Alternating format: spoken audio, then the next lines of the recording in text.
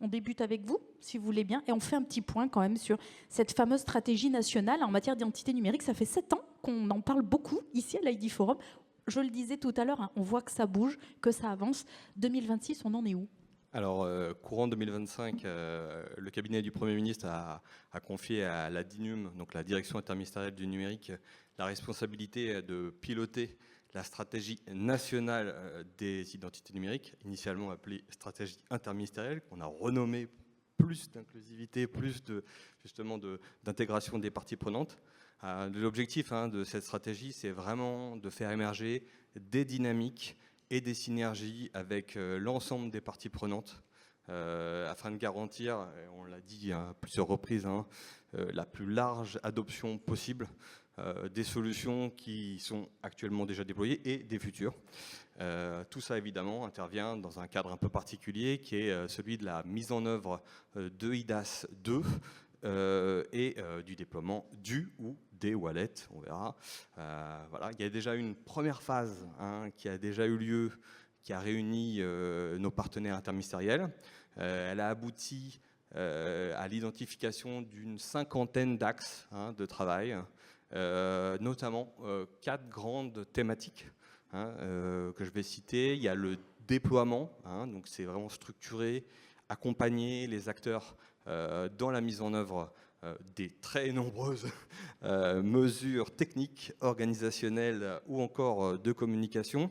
Voilà, côté public, je pense que si vous avez un peu en tête de quoi il s'agit, c'est un enjeu assez conséquent, voire déterminant. C'est aussi l'occasion de faire émerger des usages. Le deuxième grand axe, c'est l'inclusivité et la transparence. Là aussi, ça a été évoqué tout à l'heure. On va être particulièrement vigilant sur ce sujet. On sait que c'est le nerf de la guerre. Nos dispositifs doivent être simples, ils doivent être accessibles à tous nos usagers, sinon nous en avons parfaitement conscience, ça sera malheureusement un échec. Il y a le modèle économique sur lequel je vais revenir un peu plus juste après. Évidemment, les aspects cyber qui sont là aussi nombreux et passionnants, car en tout cas pour ma part, je trouve qu'ils sont vraiment à l'état de l'art sur beaucoup d'aspects, donc sur ces aspects-là, c'est assez intéressant. Alors, si IDAS 2, c'est une révolution sur les identités numériques, elle est, je pense qu'en interministériel, vraiment c'est l'axe qu'on a adopté. Nous le pensons encore davantage à une révolution sur la donnée, et la donnée de confiance. Et c'est une révolution qui intervient à un moment où il est vrai, il est de plus en plus difficile de définir le vrai du faux. On a parlé des IA, donc le fait d'avoir ce socle, cette fondation sur laquelle on a de la donnée, sur laquelle on peut se baser, je pense que c'est quelque chose qui est très important et c'est aussi un rôle, je pense, de la politique publique d'aller sur ce sujet. Aujourd'hui, donc la stratégie rentre dans une nouvelle phase. Une phase qui est dédiée à interroger l'écosystème, cette fois-ci privé. Je profite donc de cette table ronde pour annoncer que la Direction générale des entreprises, donc la DGE, va lancer des consultations d'ici quelques jours sur le sujet. Stratégie qui fera d'ailleurs l'objet d'une publication à son terme. Donc on va publier une grande partie des résultats de ces échanges.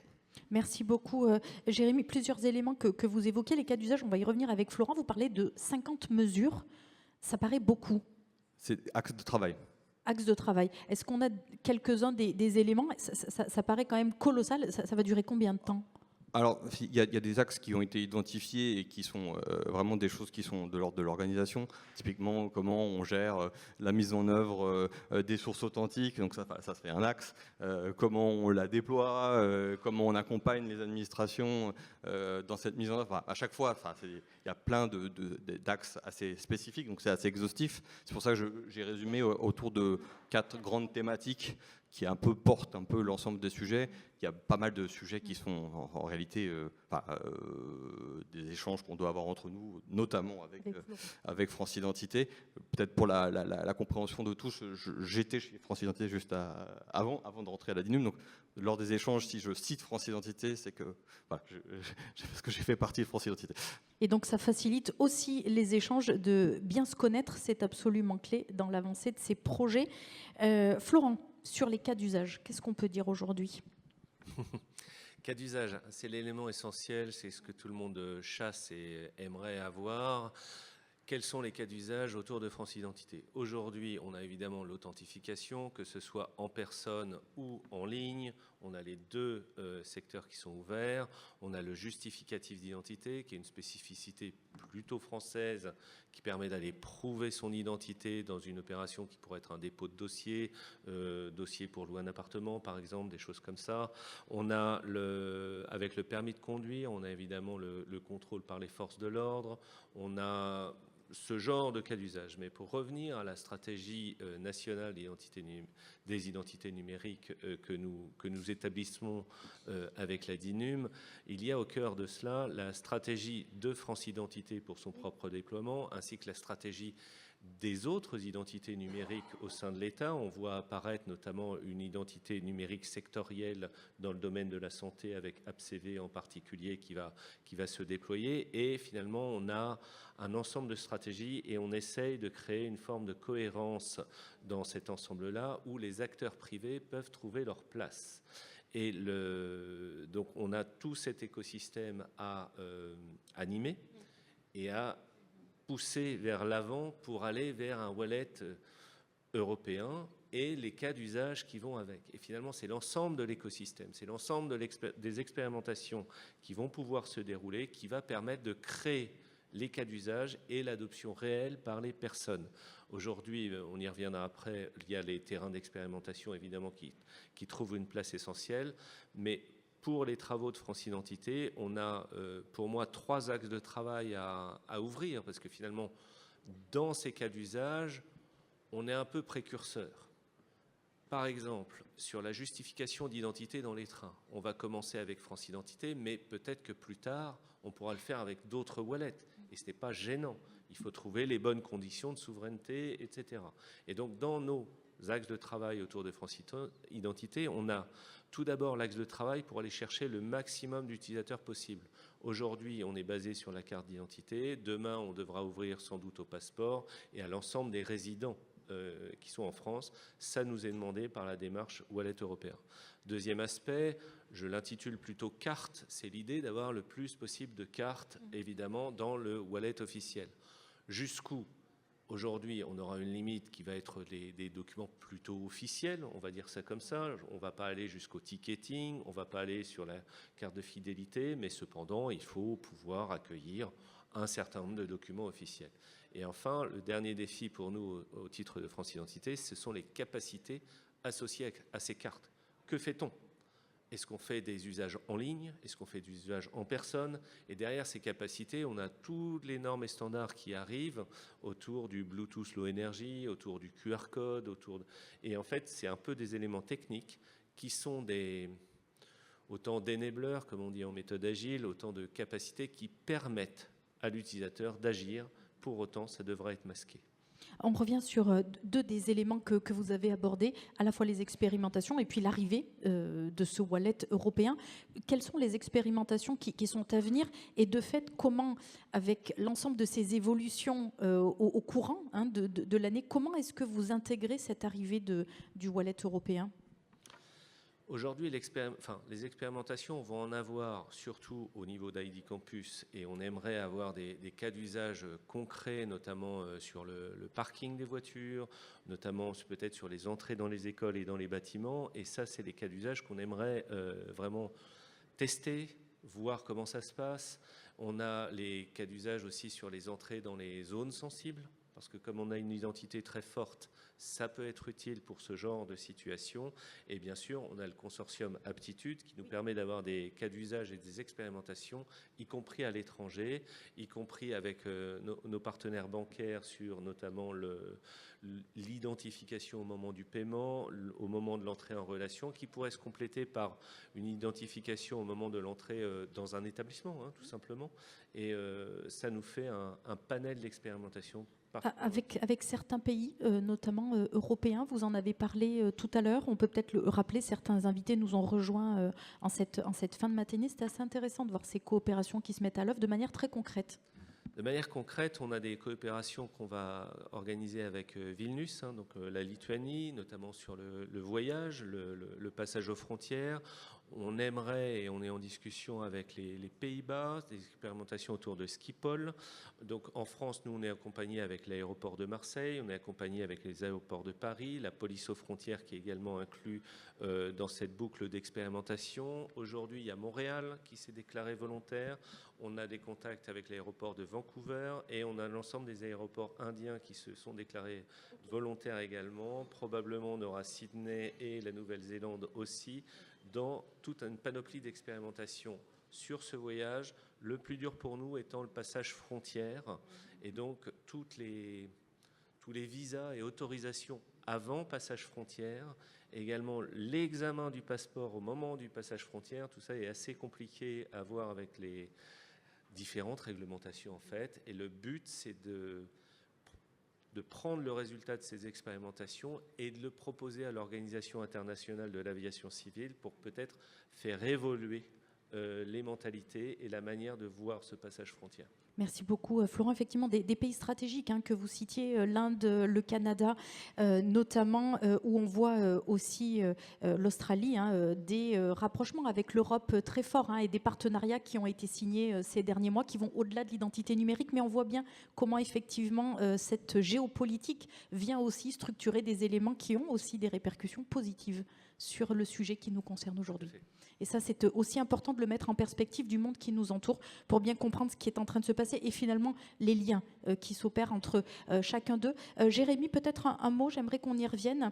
Florent en avait parlé ce matin, vous l'avez souligné, l'inclusivité, c'est un sujet qui est absolument clé. On y reviendra peut-être aussi sur l'ID Campus, puisque finalement d'inclure l'ensemble des citoyens, alors pour le coup français dont nous parlons, sur l'ensemble des territoires, c'est vraiment quelque chose qui est clé. Comment vous adressez cette dimension-là qui est différenciante pour le succès du projet? Alors, comme je le disais tout à l'heure, voilà, c'est vraiment une des grandes thématiques de la stratégie des identités numériques, l'inclusivité et la transparence qu'on a liées. Lorsque je suis arrivé en 2019 chez France Identité, donc dans mes précédentes fonctions, j'ai pris connaissance d'un rapport qui avait été produit par la Commission européenne sur le déploiement des identités numériques qui avait été créé dans le sillage de EIDAS 1. Et en fait, ce rapport, il était assez critique. Il y avait une adoption qui était relativement faible dans de nombreux pays. Et en fait, elle pointait notamment une trop grande complexité, une déconnexion aussi parfois des usages, et de fait de ne pas être assez centré sur les usagers, sur la transparence, l'ergonomie et l'accompagnement. Et aussi bien des instances, des acteurs, que des utilisateurs. Donc, dans un premier temps, on a prévu, nous, dans le cadre de la stratégie, d'auditer les différents dispositifs et de proposer des accompagnements, justement, pour nous assurer et pour travailler ensemble, parce qu'en fait, on n'a pas toutes les réponses. Il y a des points d'interrogation de comment on fait les choses, et aujourd'hui, on n'a pas de réponse. Donc, il faut qu'on travaille avec l'ensemble de nos partenaires interministériels, parfois avec des acteurs privés à résoudre ces problématiques-là. Donc notre objectif, c'est vraiment d'essayer de suivre cette adoption avec des chiffres. On va être data-driven avec les chiffres de l'adoption, où est-ce que à quel endroit ça casse, à quel endroit en fait les usagers ne passent pas à l'acte. On va essayer vraiment d'étudier ça de manière pragmatique et systématique. Donc ça, c'est vraiment en termes de démarche. Mais bon, peut-être là, je pense que c'est important de garder ça en tête. Aujourd'hui, quand on voit France Connect, qui a 50 millions d'utilisateurs, presque 50 millions d'utilisateurs uniques, on se dit que c'est possible. Hein, on peut le faire, et je pense qu'on va faire peut-être même mieux, parce que justement, les dispositifs, comme le disait tout à l'heure Florent, ils vont être combinatoires. On ne va pas avoir qu'une méthode. Hein. Je pense que c'est un peu ça aussi qu'il faut relever, c'est-à-dire qu'il va falloir proposer des alternatives. Il faut penser les alternatives pour justement l'ensemble des profils d'usagers. Voilà, ça, je pense que c'est un peu les mesures qu'on va mettre en œuvre. Et sur la transparence, hein, ça a été aussi évoqué tout à l'heure, hein, je pense qu'on va essayer de prolonger les travaux qu'on a déjà entrepris aussi bien sur France Connect que sur France Identité, avec une démarche autour de Bug Bounty, donc mettre à disposition du code, aller à la rencontre des chercheurs pour voir s'ils peuvent éprouver nos solutions. La publication du code source, évidemment, parce que déjà d'un point de vue réglementaire, c'est obligatoire, mais aussi c'est vraiment, je pense, une très bonne démarche. Et ça doit s'accompagner, on le pense, de travaux de vulgarisation pour expliquer, parce que même les sachants, on se rend compte, hein, lorsqu'il y a des sorties un peu publiques, comme il y a eu par exemple sur la preuve d'âge récemment, même des sachants font des raccourcis. Parce qu'en fait, je le citais tout à l'heure, hein, on est sur des technos qui sont quand même à l'état de l'art, sur des choses assez complexes qui bougent beaucoup, et parfois on a des interprétations qui sont un peu erronées. Et ça ne veut pas dire tous les dispositifs techniques ne sont pas perfectibles, ils le sont. Il faut qu'ils soient challengés, mais parfois, du fait de cette complexité et du fait de manque d'informations, je pense que c'est de notre côté qu'il faut prendre ça, il y a des raccourcis qui sont faits, et je pense que c'est néfaste pour tout le monde et pour la confiance, évidemment. Sur le business model que vous avez souligné tout à l'heure, qu'est-ce qu'on peut dire ce matin? Alors, le business model, c'est un vaste sujet, et je pense que ce que je peux dire vraiment, c'est que cette phase 2 de la stratégie, elle va être dédiée à aller rencontrer, discuter avec les acteurs du secteur public pour savoir sur quel domaine, dans quel secteur ils souhaitent s'investir. Il y a peut-être des secteurs sur lesquels, parfois, on sait déjà qu'il y a des secteurs sur lesquels ils nous ont dit non, ça, on ne montera pas dessus, ça ne nous intéresse pas. Et d'autres, non, là, on a quelques velléités, et ce qui est tout à fait normal. Et je pense que l'objet de cette phase 2, c'est d'aller justement définir, en tout cas, les grandes lignes de ces modèles économiques, peut-être de lancer des études subsidiaires si nécessaire, parce que, évidemment, personne n'a la science infuse, on ne connaît pas l'étendue des usages, peut-être qu'ils vont être massifs, peut-être qu'ils vont être très minoritaires, peut-être des secteurs auxquels on n'avait pas pensé, qui vont se retrouver extrêmement porteurs, et d'autres moins. Donc je pense qu'on sera tous attentifs, et je pense que l'idée, et je le disais au début, c'est de co-construire. On sait que l'État seul n'y arrivera pas, on sait que tous ensemble, on peut y arriver. Je dis on peut parce que c'est encore un défi. Combien de temps va durer cette phase 2? Quand est-ce qu'elle démarre et combien de temps elle dure? Elle démarre incessamment sous peu. Donc, les informations que j'ai de la part de la DGE sont vraiment, je les ai eues hier, donc il faut qu'ils me confirment ça. Donc, la phase de consultation va rentrer en vigueur très rapidement. Et normalement, sous l'effet d'un mois, on devrait avoir déjà des premiers résultats. Et on espère avoir des arbitrages après, dans le sillage de ça. Bon, il faudra combien de temps de gestation est nécessaire. Non plus, ça ne sert à rien de mettre la charrue avant les bœufs, mais on va essayer d'avoir des arbitrages justement à haut niveau pour que les premiers grands axes de déploiement soient possibles. Soit possible dans un temps assez court dans ce monde qui va très vite, et vous l'avez rappelé.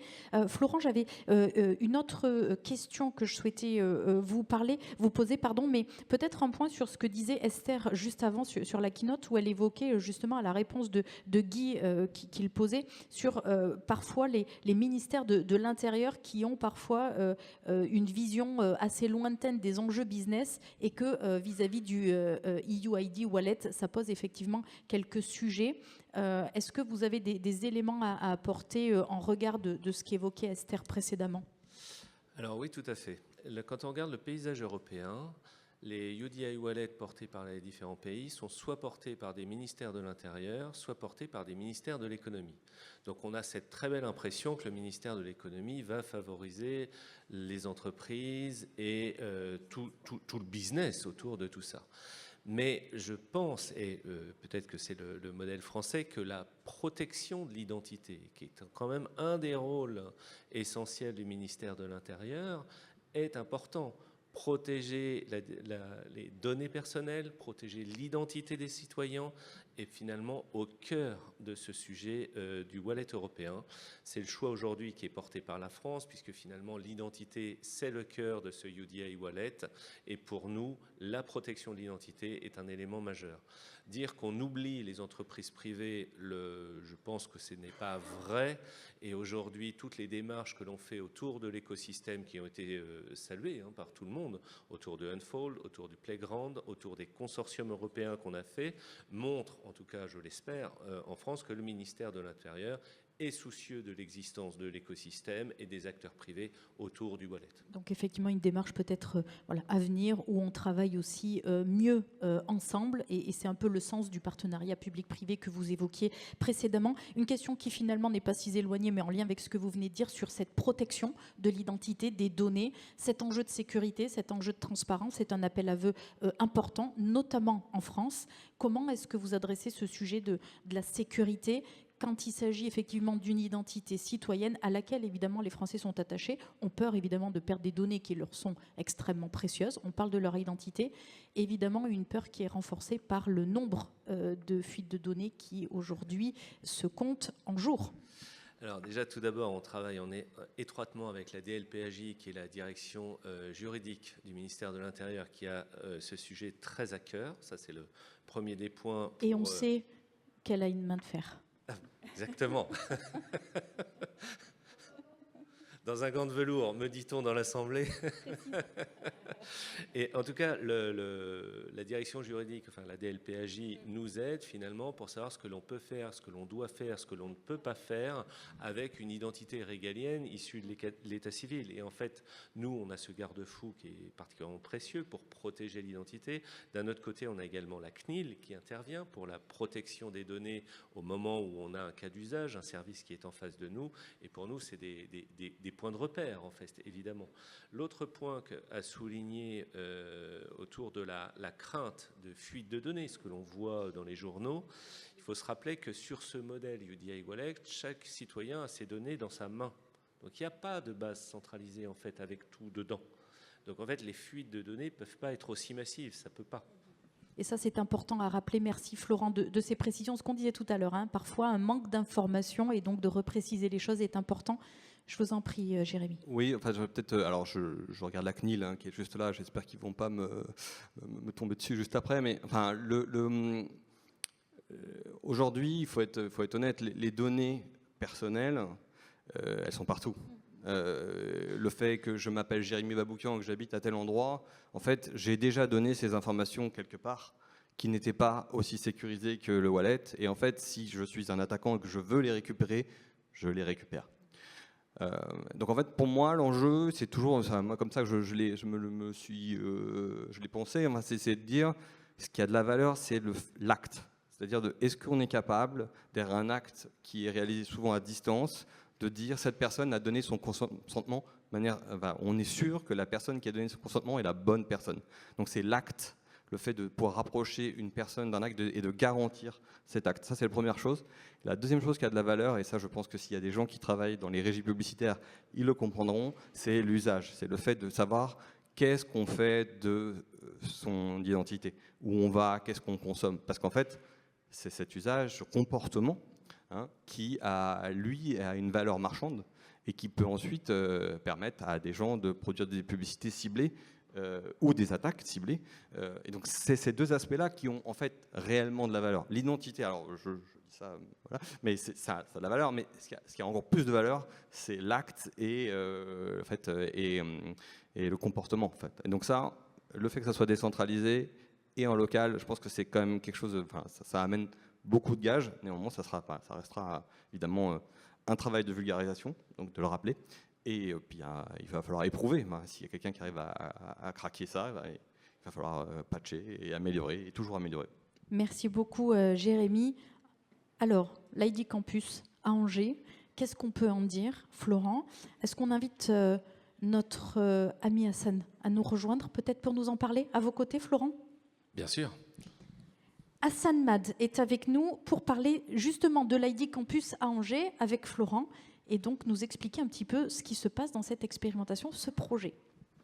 Peut-être, avant de passer la parole à Hassan, juste rappeler que nous, notre but, c'est d'avoir un terrain d'expérimentation pour des différents cas d'usage et que finalement, la métropole d'Angers a accepté cette idée de terrain d'expérimentation qui voit le jour au travers de cette structure ID Campus.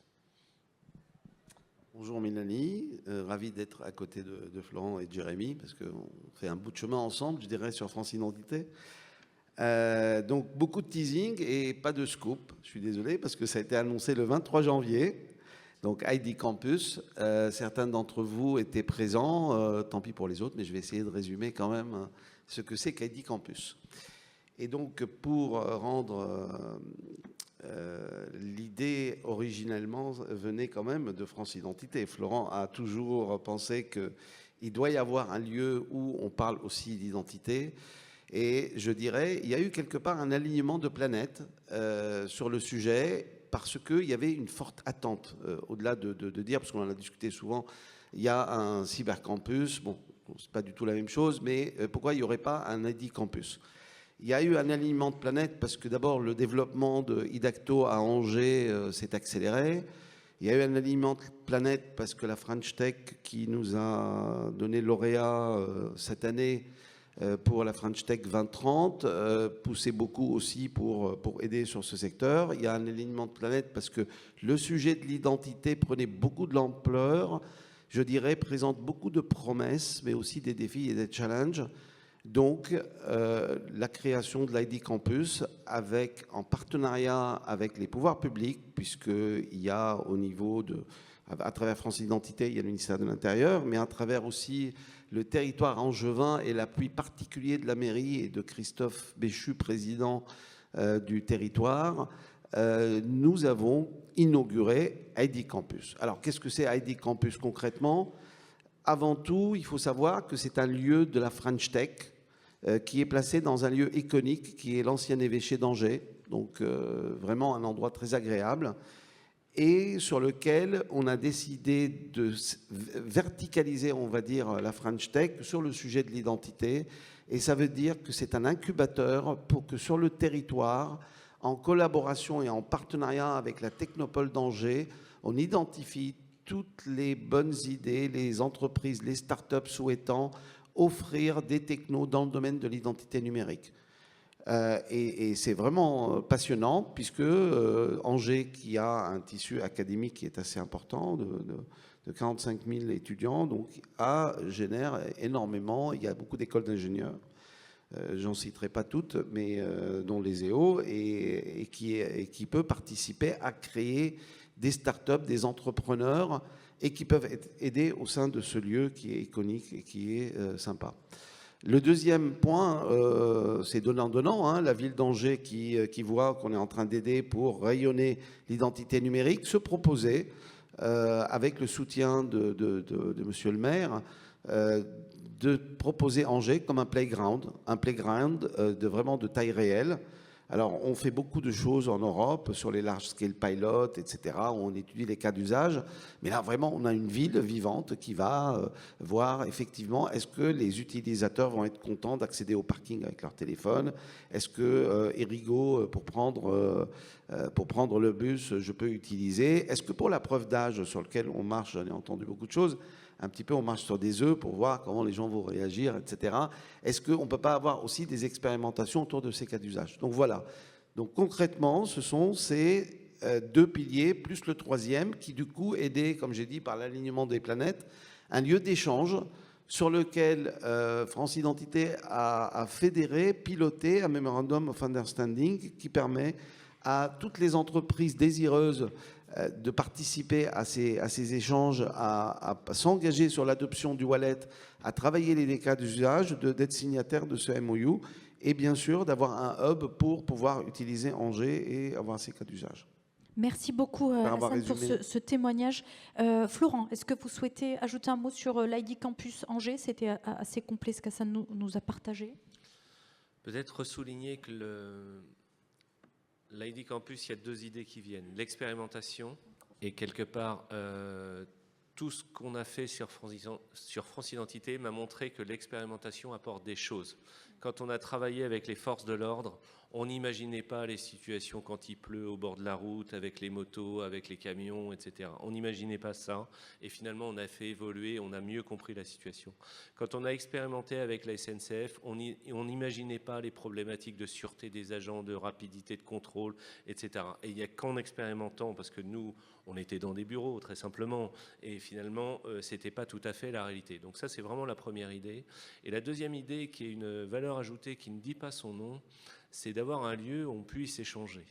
Ce que je vois en Europe et dans toutes les réunions que je fais, c'est que le niveau de compréhension, de maturité, de ce qu'est l'identité numérique, ce que sont les digital credentials, ce que va être demain le marché des digital credentials, en fait, il faut le comprendre, il faut l'appréhender, il faut des gens avec qui en parler. Et c'est un peu comme un centre de recherche. Quand on est près des chercheurs, en fait, on comprend mieux ce qui se passe, on a une meilleure vision du sujet et finalement j'ai l'impression que c'est aussi ça peut-être la plus grande valeur ajoutée. Effectivement, j'ai souvent coutume de dire en tant que journaliste que comprendre, c'est déjà agir, et à travers ce que vous dites, c'est exactement effectivement cette dimension, agir finalement mieux, de manière plus efficace et ciblée pour répondre aux besoins du terrain. Et ça passe effectivement par à la fois l'expérimentation, mais qui se fait avec l'ensemble de l'écosystème et donc toutes les parties prenantes, qui permet effectivement d'adresser l'ensemble des besoins. Merci à tous les trois. Il nous reste quelques minutes. Est-ce que vous avez des questions à poser à nos invités ? Avant de clore cette très belle matinée que nous avons partagée ensemble, avez-vous une question adressée à nos invités? Merci beaucoup, Guy. Y a-t-il des questions? Oui, Guy, il y a une question dans la salle. Merci. Bonjour, je m'adresse à Monsieur Jérémy Baboucan pour la DINUM. Vous avez parlé d'inclusion. Donc l'inclusion, c'est aussi à des utilisateurs qui n'ont pas la carte nationale d'identité à puce et qui ne veulent pas ou qui peuvent pas télécharger l'application mobile sur un smartphone parce qu'ils n'ont pas de smartphone à eux. Vous avez un outil qui s'appelle France Connect. À un moment donné, il y a une expérimentation qui a été faite avec une grande ESN de la place sur Mon France Connect qui permettait de récupérer des attestations par voie numérique en se connectant sur France Connect et de récupérer cette attestation avec un QR code signé, ça pourrait être donc le cachet électronique visible, le fameux anciennement 2D Doc, qui permet d'adresser le monde digital aussi bien, imaginons dans une maison emploi France Service, de pouvoir imprimer ce document pour quelqu'un qui n'a pas de moyens ou quelqu'un qui uniquement se connecte en web, récupérer une attestation numérique qui est signée via ce cachet électronique visible. Est-ce que cette expérimentation qui a eu lieu pourrait être reconduite pour permettre également cette inclusion d'identité numérique indépendamment de l'usage d'un ID Wallet? Laissez Florent réagir et Une réponse à deux voix. Je pense que comme vous le savez, puisque vous avez travaillé pour cette ESN, C'est le micro qui est tombé. Le projet Mon France Connect a été repris dans son code par France Identité et aujourd'hui se transforme en attestation France Identité qui permet de générer les credentials dans le wallet. Ce que vous évoquez, c'était une interface web qui était plus accessible et on n'a pas totalement abandonné cette vision des choses également. Et ce que vous évoquez au travers des 2D Doc et des QR codes, c'est l'attestation PDF que j'appelais attestation justificative d'identité, qui n'est pas du tout abandonnée parce que je pense que c'est un terrain d'avenir. Donc aujourd'hui, on va poursuivre notre chemin. Il se trouve qu'on a une priorité autour du UDA Wallet et de la certification. Cependant, les pistes que vous évoquez, qui ont été ébauchées finalement au travers de ce projet, vont être poursuivies. Peut-être juste pour compléter, je pense qu'il y a aussi tout un sujet autour des aidants. Vous citiez France Service, donc là aussi comment on donne un mandat à un tiers. Je pense que c'est des questions qui nous tiennent à cœur et sur lesquelles on va avancer, qui ne sont pas simples évidemment, comme toujours, mais qu'on a bien évidemment identifié et sur lesquelles on se devra de fournir des réponses. Et peut-être aussi, ça c'était, alors je sais pas où, ça c'est peut-être toi qui pourrais le dire Florent, mais il y avait aussi des alternatives physiques, avec des bornes ou des choses comme ça qui pourraient... En fait, la carte en elle-même est une identité numérique, la carte d'identité elle a une puce, il y a peut-être des choses aussi à faire à ce niveau-là. Je pense qu'il y a des pistes. Merci beaucoup à tous les deux pour cette réponse à deux voix. Merci à tous les trois d'avoir été nos invités. Il y a encore une question, pardonnez-moi. Bonjour Mélanie, Éric Dommage, économiste de marché. Les entrepreneurs de la sphère de l'identité savent très bien qu'il ne faut jamais monter un business plan sur la base de la foi qu'on peut avoir dans une réforme réglementaire. Alors, question numéro 1, est-ce que vous imaginez avoir un agenda économique sur le développement des nouvelles solutions? Est-ce que vous percevez les nouvelles solutions, l'accroissement des marchés? Et dans la même question, est-ce que vous ne craignez pas une perturbation politique de type réforme profonde, digital omnibus et SAV2? Il y a aujourd'hui un nuage énorme sur les structures européennes de réglementation, de régulation. Il y a une refonte dite de simplification qui est plutôt pacifiante. On ne comprend pas tout à fait ce qui se passe. Est-ce que vous ne craignez pas de vous faire percuter, malgré votre bonne volonté, par un contre-règlement, un digital omnibus, une facilitation? Donc, est-ce que vous voyez le marché futur et est-ce que vous ne craignez pas une perturbation politique? Alors, moi, je comprends ma question, mais je crois que la dame aussi. Voilà. Je vais répondre juste donc pour la DINUM, pour l'interministériel. Moi, je dirais qu'on craint rien. Enfin, parce qu'en fait, on est mobilisé justement pour répondre à ces problématiques mouvantes. Même aujourd'hui, il y a un cadre technique, il y a un cadre réglementaire qui n'est pas tout à fait sec. On est mobilisé pour justement essayer de tirer parti, de faire de ces avancées une opportunité pour développer des nouvelles choses. Je pense que ça a été longuement redit tout à l'heure. Donc non, je pense qu'on n'est pas en crainte. Après, qu'il y ait du mouvement, c'est probable, mais c'est bien qu'il y ait du mouvement. Nous, on est pour le mouvement, on est pour ce que les choses changent, on pense qu'il y a des choses qui doivent changer d'ailleurs. Donc je ne sais pas si... je répondrai un peu de manière généraliste, mais non, on est mobilisé et on n'a pas peur de ces modifications. Au contraire, parfois on est même acteur de ces modifications. Vous voulez ajouter un point sur la réponse? Complément? Oui, juste pour ajouter peut-être quelque chose. Si on voit l'identité numérique comme ancrée avec la souveraineté, je pense qu'on a de moins en moins de crainte à avoir parce que le sujet souveraineté émerge quand même assez largement. Donc finalement, si on voit l'identité numérique comme ancrée avec la DG Home, avec la DG Move, en fait, ces problématiques-là vont pas beaucoup bouger ou plutôt se renforcer. Pour revenir sur votre sujet qui était plutôt l'environnement d'une sorte de modèle économique pour un certain nombre d'acteurs que vous appeliez sphère des acteurs. Effectivement, là, on est plutôt dans le domaine ministère de l'économie. Des choses peuvent évoluer, effectivement. Pour être tout à fait honnête sur ce sujet-là, le modèle économique pour la sphère des acteurs de l'identité numérique, on ne le connaît pas vraiment. Ça a été abordé dans d'autres tables rondes aujourd'hui. Le modèle économique de tout ce que j'ai vu, de tous les consortiums, de tous les États avec qui j'ai discuté, on ne le voit pas forcément très très bien. Et aujourd'hui, je pense que le meilleur conseil à donner pour les acteurs économiques autour de ça, c'est de se dire que la valeur ajoutée doit peut-être être pas centrée sur l'identité, mais sur les autres services qui peuvent être autour de ça. Et aujourd'hui, dans le wallet qui se construit, on a un point de base sur lequel les UDI Wallet ne vont pas forcément beaucoup dépasser, c'est que c'est l'utilisateur qui transporte ses propres données. Mais à partir du moment où on a dit ça, il y a quand même des limites qui se posent et finalement des compléments qui doivent être apportés par les acteurs économiques, notamment hors de la présence de l'usager, par exemple, notamment en lien avec les IA sans intervention de l'usager. Et en fait, il y a des panoplies d'usage pour lesquelles il y a un modèle économique qui va se trouver, je pense. Merci beaucoup. Merci à tous les trois d'avoir été mes invités. C'était un plaisir de vous compter parmi nous. Quant à moi, c'est évidemment un très grand plaisir d'être à vos côtés tout au long de cette matinée. J'espère que vous avez apprécié les échanges et de percevoir l'évolution de l'identité numérique à travers le monde, puisqu'on a quand même aussi beaucoup voyagé ce matin. À présent, les échanges vont continuer sur la convergence identité et paiement, un autre des piliers de cette journée. Je vais vous laisser entre les mains expertes de mon confrère. Vous souhaitez une très belle journée, évidemment, un très bon salon ici à l'ID Kawassi Forum et InCyber Forum. Très bon séjour à Lille. Merci de votre attention.